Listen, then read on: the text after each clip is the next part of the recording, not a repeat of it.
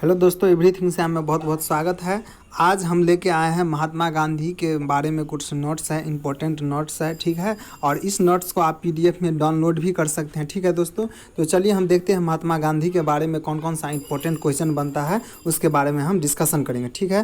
तो ये देख लीजिए, सबसे पहले यहाँ अच्छा से लिखा हुआ है महात्मा गांधी। इसका जन्म कब हुआ है, ठीक है दोस्तों। देख लीजिए, जन्म हुआ है 2 अक्टूबर 1869 ईस्वी को, ठीक है।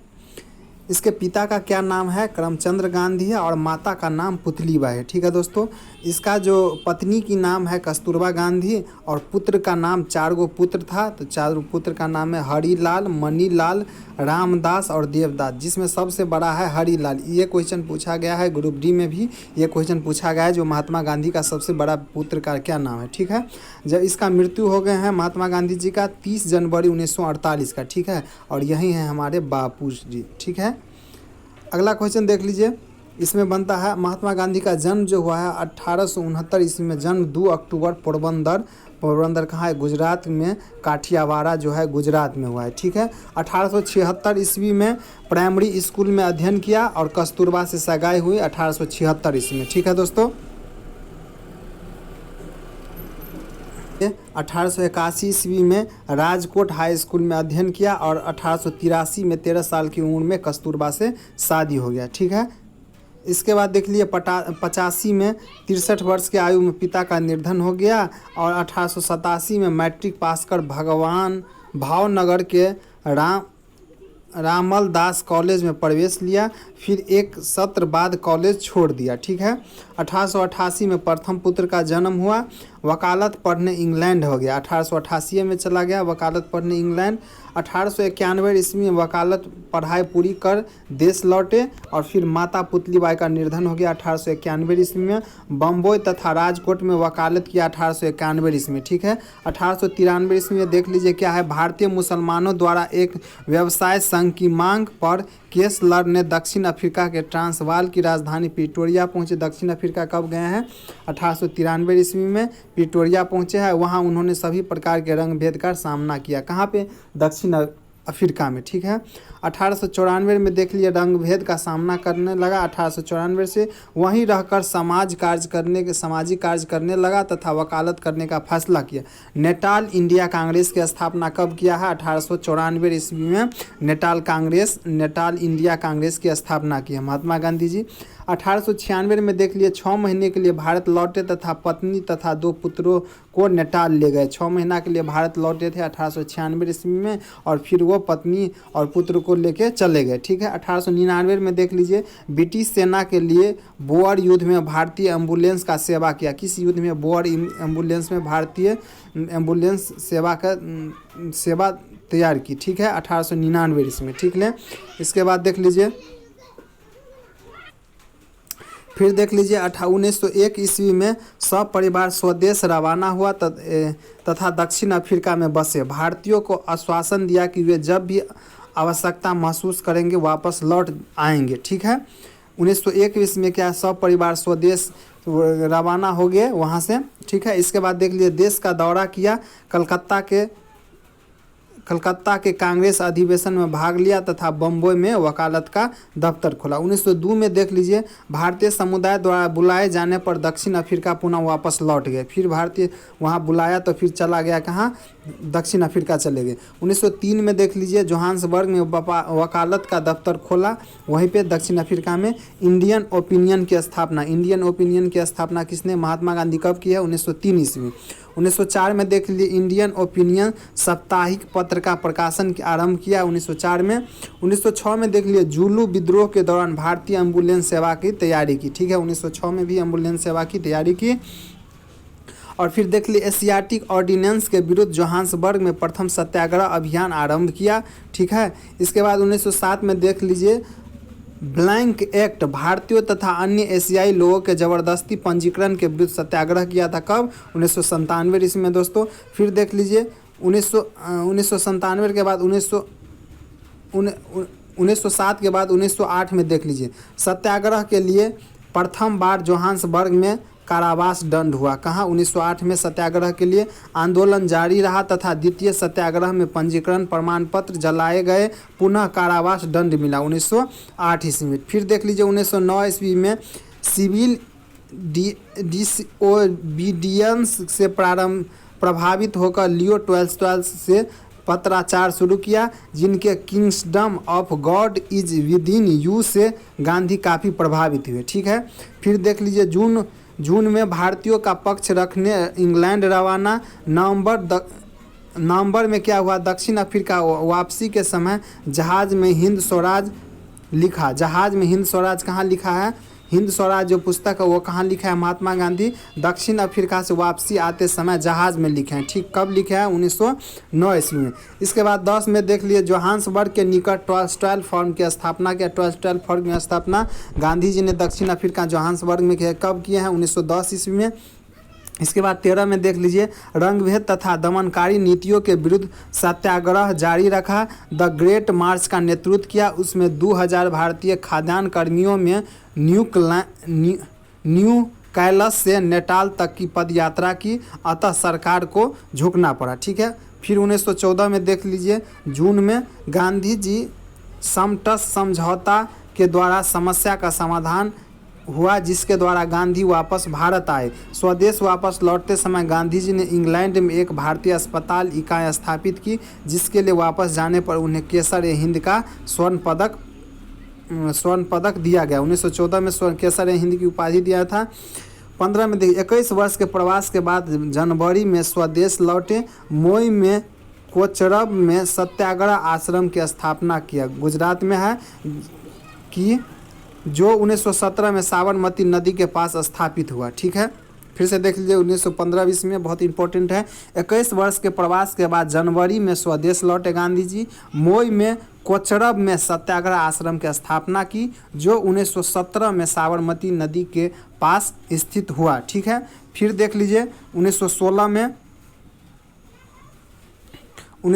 में देख लीजिए फरवरी में बनारस हिंदू विश्वविद्यालय में के उद्घाटन में शामिल हुए, भाषण दिए उसमें। फिर गांधी जी के स्वदेश में प्रारंभिक सत्याग्रह, अब देश में जो भारत देश में उसका सत्याग्रह शुरू हुआ किस प्रकार से देख लीजिए। सत्याग्रह की प्रेरणा गांधी जी ने डेविड थेरो के लेख सिविल डिसओबीडियंस, लियो टॉल्स्टॉय के kingdom of God is within you, John Ruskin की अनटू दिस लास्ट एवं एमर्सन के विचारों से ली थी। इस सत्याग्रह का जो विचार था ये इन लोगों के पुस्तक से लिया था। सत्याग्रह सत्य और अहिंसा पर आधारित था। सत्याग्रह का शाब्दिक अर्थ सत्य का पकड़ना था। ठीक है। गांधी जी इस बात से चिंतित थे कि सत्याग्रह को कैसे निष्क्रिय प्रतिरोध से अलग किया जाए, क्योंकि सत्याग्रह एक अलग तकनीक पर आधारित था, जिसमें उपवास, हिजरत बंदी तथा हड़ताल प्रमुख था। ठीक है। गांधी जी के राजनीतिक गुरु कौन थे? देख लीजिए गोपाल कृष्ण गोखले राजनीतिक गुरु हो गया। गोखले जी की सलाह पर 1915 से 16 में 2 वर्ष के अवधि में गांधी जी ने भारत भ्रमण किया। 15 से 16 तक क्या किया? 2 वर्ष के लिए भारत भ्रमण किया। उसके बाद 17 से 18 के बीच 3 प्रारंभिक आंदोलनों का नेतृत्व किया। ठीक है। 1917 में देख लीजिए भारत में प्रथम सत्याग्रह चंपारण जो बिहार में है वहाँ शुरू किया, नेतृत्व किया चंपारण का। 16 में देख लीजिए खेड़ा में कर नहीं नो टैक्सेशन आंदोलन चलाया एवं अहमदाबाद के मिल मजदूरों की लड़ाई लड़ा। कब किया है? 18 में। फिर देख लीजिए चंपारण सत्याग्रह 1917 में, ये बहुत इंपॉर्टेंट है इसलिए 1917 वाला देख लीजिए। उस समय किसानों को एक अनुबंध यानी 3/20 तीन कठिया प्रणाली इसी को बोला जाता है।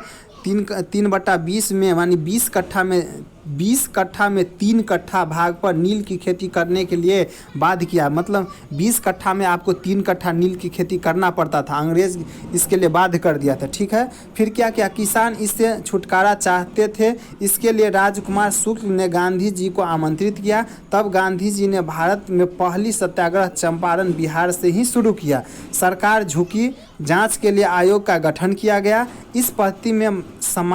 इस पद्धति को समाप्त कर वसूली का 25% हिस्सा किसानों को वापस किया गया। ठीक है। 25% हिस्सा वापस किया गया। इसके बाद गांधी जी के कुशल नेतृत्व से प्रभावित होकर रविंद्रनाथ टैगोर ने उन्हें महात्मा की उपाधि दी। इसी सत्याग्रह के बाद क्या हुआ, तो गांधी जी को क्या किया, रविंद्रनाथ टैगोर ने महात्मा की उपाधि दी। ठीक है, इसके बाद देख लीजिए खेड़ा सत्याग्रह क्या है। 1918 में जो खेड़ा सत्याग्रह हुआ वो क्या है। ठीक है, 1918 में गुजरात के खेड़ा जिले में भीषण अकाल पड़ा था। इसके बावजूद सरकार ने मालगुजारी प्रक्रिया बंद नहीं की। फिर क्या हुआ, अपितु 23% और वसूली बढ़ा दी।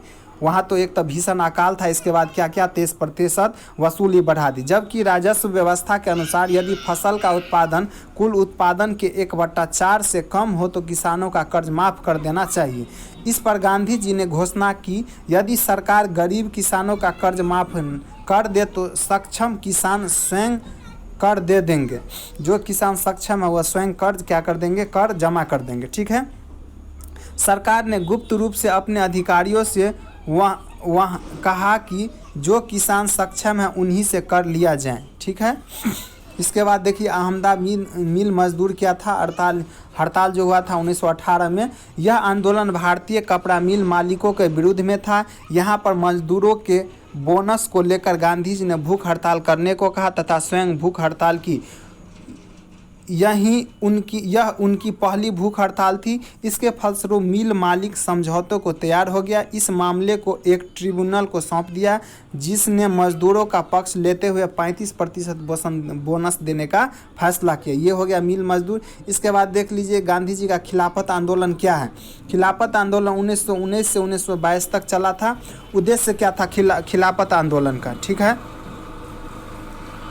उद्देश्य था तुर्की में खलीफा के पद की पुनः स्थापना करने के लिए अंग्रेजों पर दबाव बनाना। खिलाफत आंदोलन का कारण क्या था, ऑटोमन तुर्क साम्राज्य की स्थापना, विश्व युद्ध में हार के कारण मुसलमानों का नाराज होना।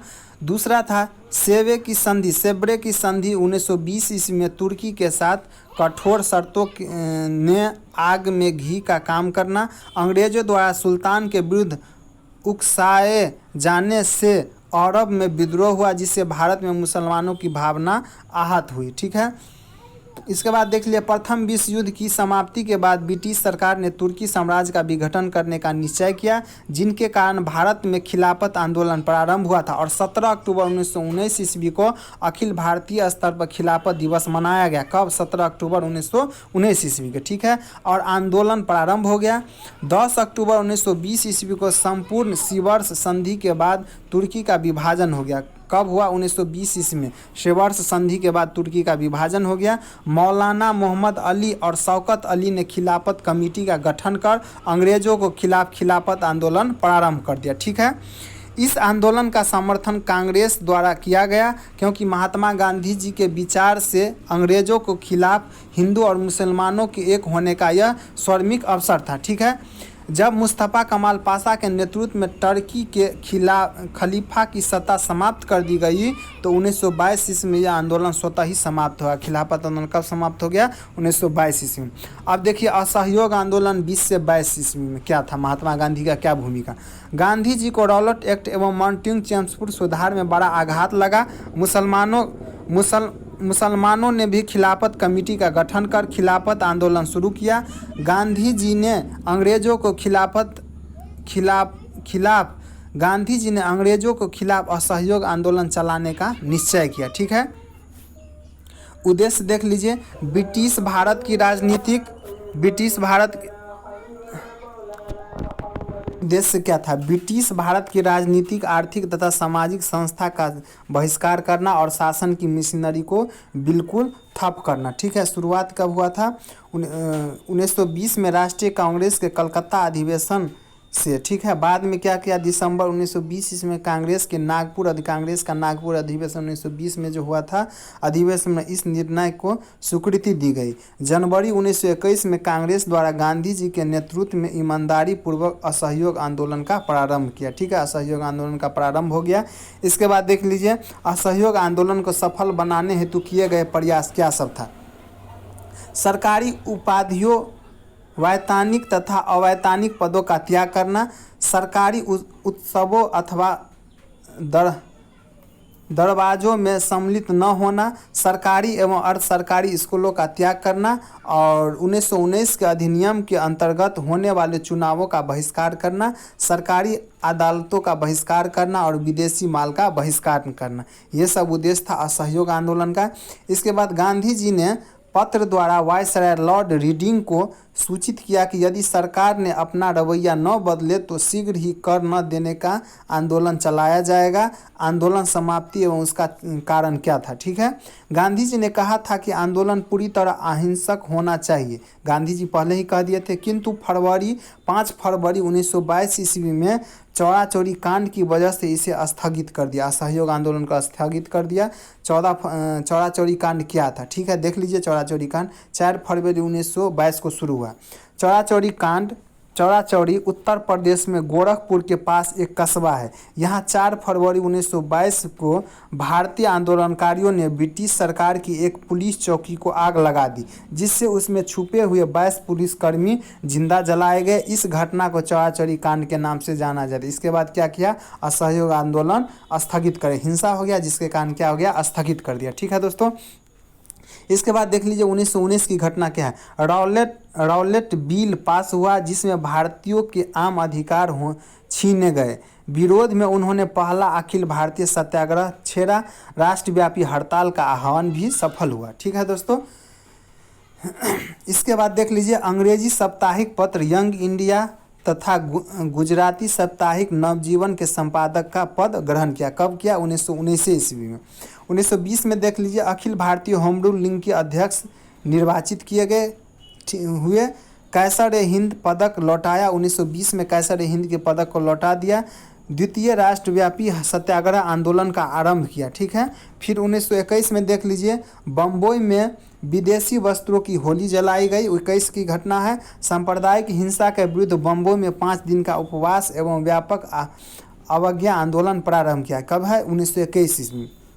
22 में क्या हुआ था, चौरी चौरा की हिंसक घटना के बाद जन आंदोलन स्थगित कर दिया।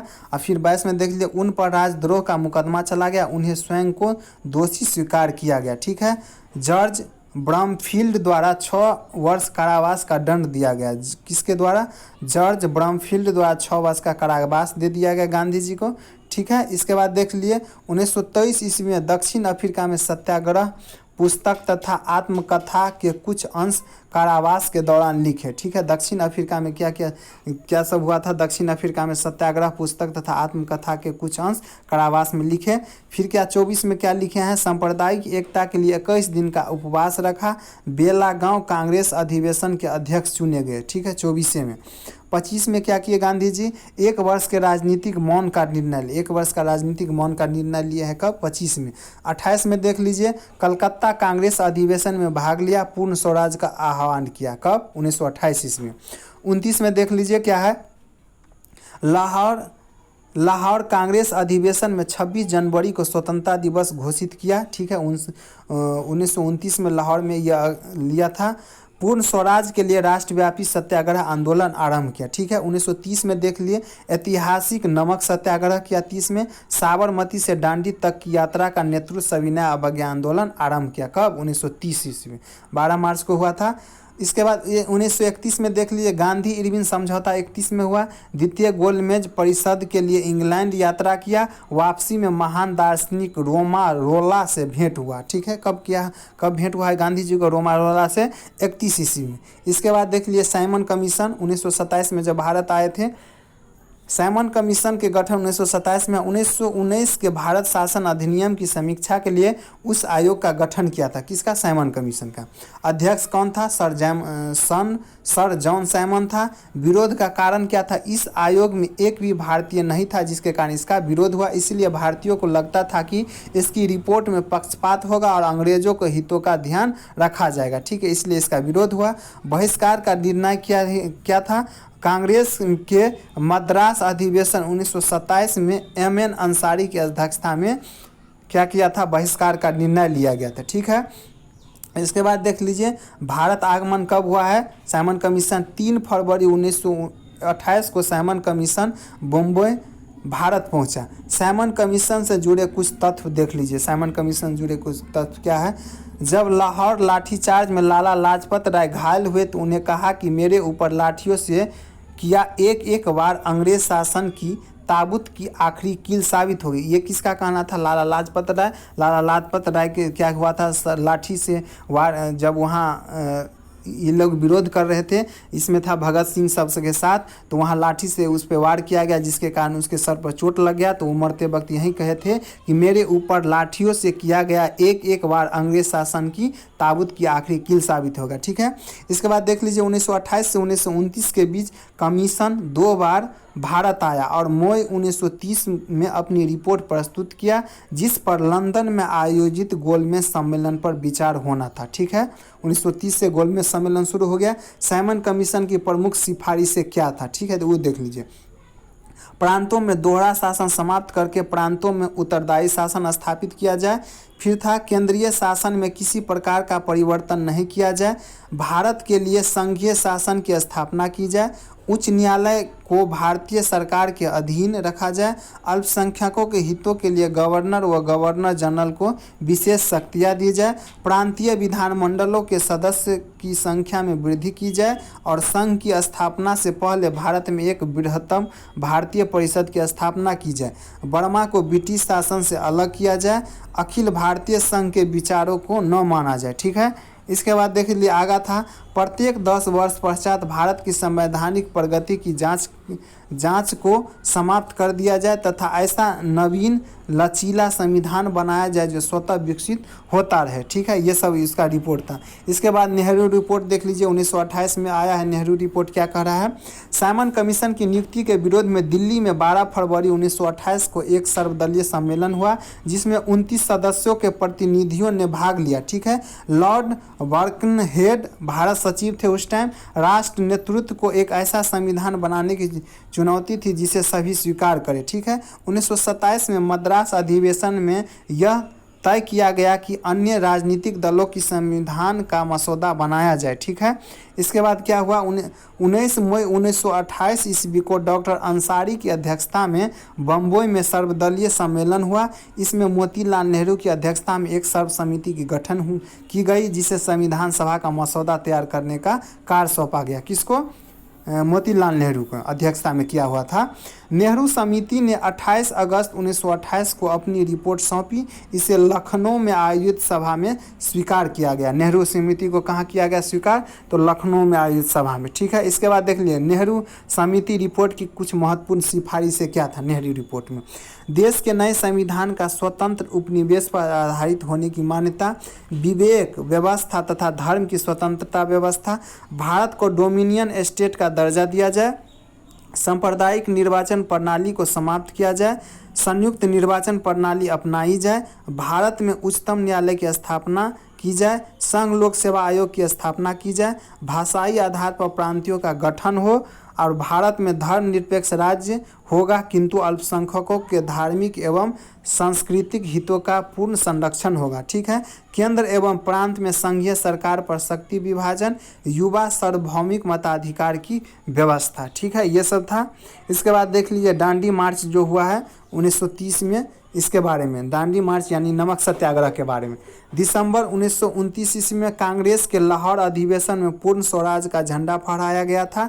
गांधी जी द्वारा उद्घोषण हुआ कि शैतान ब्रिटिश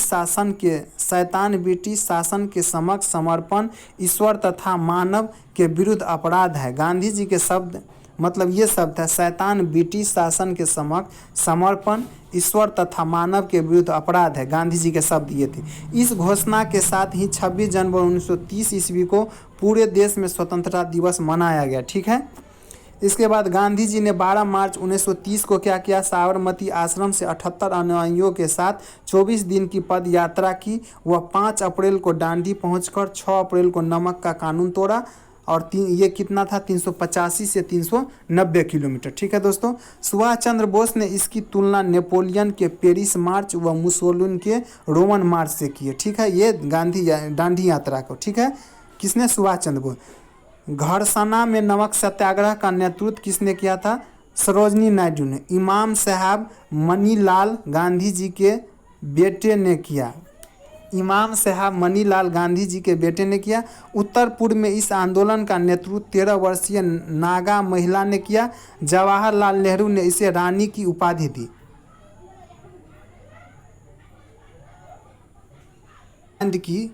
इन्हें नागालैंड की जॉन ऑफ आर्क भी कहा जाता है। ठीक है, सविनय अवज्ञा आंदोलन देख लीजिए, 1930 को शुरू हुआ है सविनय अवज्ञा आंदोलन। शुरुआत कब हुआ है? 6 अप्रैल 1930 को सविनय अवज्ञा आंदोलन शुरुआत हुआ है। इसके ब्रिटिश साम्राज्यवाद के विरुद्ध भारतीय राष्ट्रीय कांग्रेस एवं मुख्य रूप से गांधी जी के नेतृत्व में चलाया गया था सविनय अवज्ञा आंदोलन। कारण क्या था? यंग इंडिया समाचार पत्र में लेख द्वारा ब्रिटिश सरकार से 11 सूत्री अंतिम मांग पत्र, जिसमें पूर्ण स्वतंत्रता की मांग शामिल नहीं थी, प्रस्तुत किया गया था। गांधी जी द्वारा 41 दिनों तक सरकार की प्रतिक्रिया का इंतजार किया गया। सरकार ने मांगे नहीं मानी, तब सविनय अवज्ञा आंदोलन शुरू किया गया 6 अप्रैल 1930 को डांडी मार्च से। ठीक है, कहाँ से शुरू किया गया? डांडी मार्च से शुरू किया गया। इसके बाद देख लिए अंतिम पत्र में भारतीयों की 11 सूत्री मांगों की प्रस्तुत किया था। ठीक है, इसमें क्या सब था? भूमि में 50% की कमी, नमक कर तथा सरकार द्वारा नमक पर एकाधिकार की समाप्ति, तटीय संचार पर भारतीयों के लिए संरक्षण, रुपया स्टार्लिन विनिमय अनुपात को कम करना, देसी कपड़ा उद्योगों को संरक्षण देना, सैनिक खर्च पर 50% की कमी, सिविल प्रशासन पर 50% में छूट, मादक द्रव्यों पर पूर्णतः रोक। ठीक है, इसके बाद था सभी राजनीतिक कैदियों की रिहाई, CID में परिवर्तन, आर्म्स एक्ट में परिवर्तन जिसमें नागरिक अपनी सुरक्षा के लिए हथियार रख सके। प्रथम 2 मांगे किसानों की मांग थी। संख्या 3 से 5 तक बुजुर्ग प्राकृतिक की मांगे थी, जबकि अंतिम 6 मांगे भारत की अंतिम जनता द्वारा ली गई थी। ठीक है दोस्तों, इसके बाद देखिए सविनय अवज्ञा आंदोलन के उद्देश्य क्या थे। ठीक है, कुछ विशिष्ट प्रकार के गैर कानूनी कार्य सामूहिक रूप से करके ब्रिटिश सरकार को झुका देना इसका उद्देश्य था। प्रभाव क्या हुआ? ब्रिटिश सरकार ने आंदोलन को दबाने के लिए सख्त कदम उठाए और गांधी जी समेत अनेक नेताओं को जेल में डाल दिया गया। ठीक है, इसके बाद देख लीजिए गांधी इरविन समझौता हुआ है। ब्रिटिश राजनीतिक कांग्रेस व गांधी जी का साथ चाहते थे। ब्रिटिश राजनीतिक कांग्रेस व गांधी जी का साथ चाहते थे। लगातार प्रयासों के बाद सरकार तथा कांग्रेस के बीच समझौता हुआ। इसके परिणाम स्वरूप गांधी जी तथा गवर्नर जनरल लॉर्ड इरविन द्वारा मार्च 1931 ईस्वी में एक समझौता पत्र पर हस्ताक्षर किए गए, जिसे गांधी इरविन समझौता कहते। कब हुआ है? 1931 ईस्वी में। ठीक है दोस्तों, इसके बाद देख लीजिए गांधी इरविन समझौता का उद्देश्य क्या था। इसके तहत कांग्रेस की ओर से द्वितीय गोलमेज सम्मेलन में भाग लेने, सविनय अवज्ञा आंदोलन बंद करने एवं पुलिस जायदादियों पर जांच के लिए दबाव नहीं देने की बात मान ली गई। सरकार की ओर से सभी अध्यादेशों की वापसी तथा अभियोगों की समाप्ति, हिंसा के दोषी राजनीतिक कैदियों को छोड़कर अन्य सभी राजनीतिक कैदियों के रिहाई आदि बातें मान ली गई। ठीक है, इसमें मान लिए गए थे। इसके बाद द्वितीय गोलमेज सम्मेलन देख लीजिए 1931 में गांधी जी द्वारा लंदन में द्वितीय गोलमेज सम्मेलन में कांग्रेस के सदस्य के रूप में भाग लिया, लेकिन सांप्रदायिक समस्या के विवाद के कारण असफल रहा तथा सरकार द्वारा दमनकारी नीतियों को फिर से लागू करने के कारण जनवरी 1932 ईस्वी में सविनय अवज्ञा आंदोलन पुनः शुरुआत की गई। 32 में पुनः शुरुआत किया गया। इसके बाद देख लीजिए 1932 में यरबदा जेल में अस्पृश्यता के लिए अलग चुनावी क्षेत्र के विरोध में उपवास किया। यरबदा पैक्ट की ब्रिटिश अनुमोदन तथा गुरुदेव की उपस्थिति में उपवास तोड़ा। ठीक है, इसके बाद 33 में देख लीजिए गांधी जी के क्या योगदान है। साप्ताहिक पत्र हरिजन प्रारंभ किया। कब? 1933 ईस्वी में। साबरमती तट पर बने सत्याग्रह आश्रम का नाम बदलकर हरिजन आश्रम कर दिया तथा उसे हमेशा के लिए छोड़कर देशव्यापी अस्पृश्यता विरोधी आंदोलन छेड़ा। 34 में देख लिए अखिल भारतीय ग्रामो उद्योग संघ की स्थापना। कब हुआ है? 1934 ईस्वी में। 36 में देख लीजिए वर्धा के निकट के गाँव का चयन जो बाद में सेवाग्राम आश्रम बना। कब? 1936 ईस्वी में। 37 में देख लीजिए अस्पृश्यता निवारण अभियान के दौरान दक्षिण भारत की यात्रा किया। इसके बाद देख लीजिए 1938 में बादशाह खान के साथ NWFP का दौरा किया। ठीक है, इसके बाद 40 में देख लीजिए व्यक्तिगत सत्याग्रह की घोषणा किया। इसमें विनोबा भावे को उन्होंने पहला व्यक्तिगत सत्याग्रही चुना गया। ठीक है। 1942 में देख लीजिए हरिजन पत्रिका का 15 महीने बाद पुनः प्रकाशन हुआ। क्रिप्स मिशन की असफलता 1942 ईस्वी में। भारत छोड़ो आंदोलन इसके बाद 42 में शुरू हुआ। देख लीजिए भारत छोड़ो आंदोलन में क्या योगदान है गांधी जी का। प्रारंभ हुआ है 9 अगस्त 1942 को।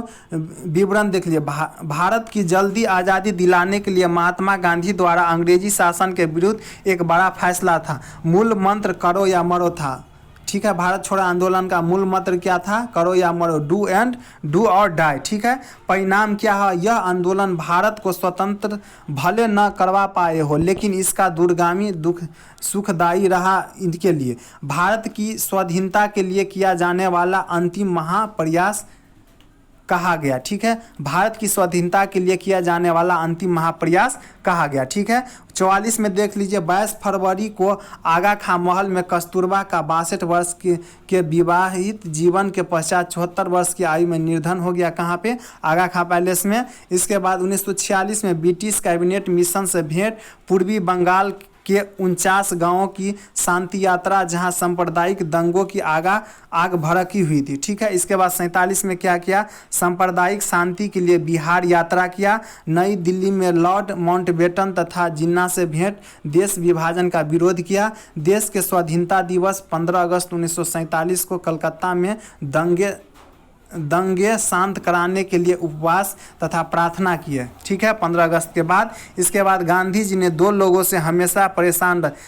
जी दो लोगों से हमेशा परेशान रहते थे, मोहम्मद अली जिन्ना से और अपने बेटे हरीलाल से। ठीक है। मोहम्मद अली जिन्ना जिन्हें असहयोग आंदोलन में सबसे पहले गिरफ्तार किया गया था। ठीक है।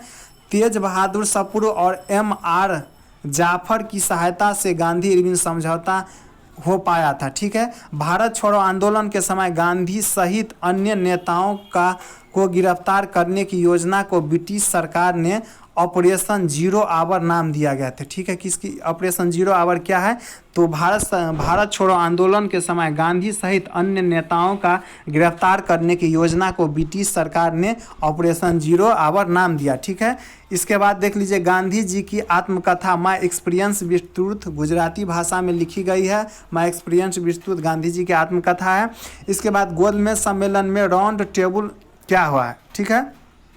साइमन कमीशन की रिपोर्ट पर विचार विमर्श के लिए 12 नवंबर 1930 को लंदन में प्रथम गोलमेज सम्मेलन हुआ, जिनमें 89 सदस्यों ने भाग लिया किंतु कांग्रेस ने नहीं। द्वितीय गोलमेज सम्मेलन 84 दिन एवं तृतीय गोलमेज सम्मेलन 37 दिन तक चला। ठीक है। प्रथम 89, द्वितीय गोलमेज सम्मेलन 84 या तृतीय 37 दिन तक। भीमराव अंबेडकर ही भारत के एक ऐसे व्यक्ति थे जिन्हें तीनों गोलमेज सम्मेलन में भाग लिया। द्वितीय गोलमेज सम्मेलन में ही जब गांधी जी ने भाग लिया तो वे ऐसे ही धोती में चले गए और वहीं पहुँचे ही थे कि चर्चिल ने गांधी जी के अर्धनग्न फकीर कहा था। ठीक है। गोलमेज सम्मेलन में कुछ समय बाद ही गांधी जी ने दलितों को संविधान में दिए जाने वाले कोटे का विरोध किया। तब फ्रंक ने गांधी जी को देशद्रोही कहा। किसने कहा था? फ्रंक ने गांधी जी को देशद्रोही कहा। गांधी जी पहले राष्ट्रीय कांग्रेस थे जिन्हें द्वितीय गोलमेज सम्मेलन में 1931 में भाग लिया, पर 1921 में कांग्रेस पार्टी अपनाई थी। 1921 में गांधी जी ने कांग्रेस पार्टी अपनाई थी। जीवन का अंतिम उपवास देख लीजिए। 13 जनवरी से 5 दिनों तक दिल्ली के बिरला हाउस में देश में फैला सांप्रदायिक हिंसा के विरोध में किया था। 1948 में 20 जनवरी 1948 को बिरला हाउस में प्रार्थना में विस्फोट। ठीक है। विस्फोट हुआ था 20 जनवरी को। 30 जनवरी को नाथूराम गोड्से द्वारा शाम की प्रार्थना के लिए जाते समय बिरला हाउस में गांधी जी को गोली मारकर हत्या कर दिया गया। ठीक है।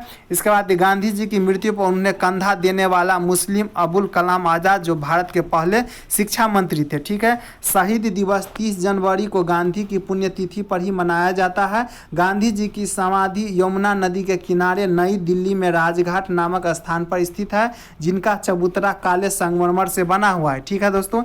इसके बाद देख लिए गांधी जी का जन्म 2 अक्टूबर को गांधी जयंती के रूप में मनाया जाता है, परंतु पूरे विश्व में अंतर्राष्ट्रीय अहिंसा दिवस के रूप में मनाया जाता है। गांधी जी को महात्मा और बापू के नाम से भी जाना जाता है। महात्मा शब्द संस्कृत भाषा का है तथा बापू शब्द गुजराती भाषा का है, ठीक है। गांधी जी को महात्मा की उपाधि रविंद्रनाथ टैगोर ने दी तथा राष्ट्रपिता सुभाष चंद्र बोस ने कहा। ये पंसारी जाति से थे। गांधी जी किस जाति थे? पंसारी जाति। गांधी जी जब इंग्लैंड गए तो उस जहाज़ का नाम MS राजपुताना था, जिन्हें वह इंग्लैंड गए थे, जिससे वह इंग्लैंड गए थे, ठीक है दोस्तों। इस तरह गांधी जी के जितने भी क्वेश्चन गांधी जी से पूछे जाते हैं सारा क्वेश्चन इसमें टेकअप हो गया। दोस्तों अगर मेरा वीडियो अच्छा लगे तो मेरे चैनल को सब्सक्राइब करें, लाइक करें, शेयर करें, ठीक है दोस्तों। धन्यवाद। और साथ में आप इसका PDF भी डाउनलोड कर सकते हैं।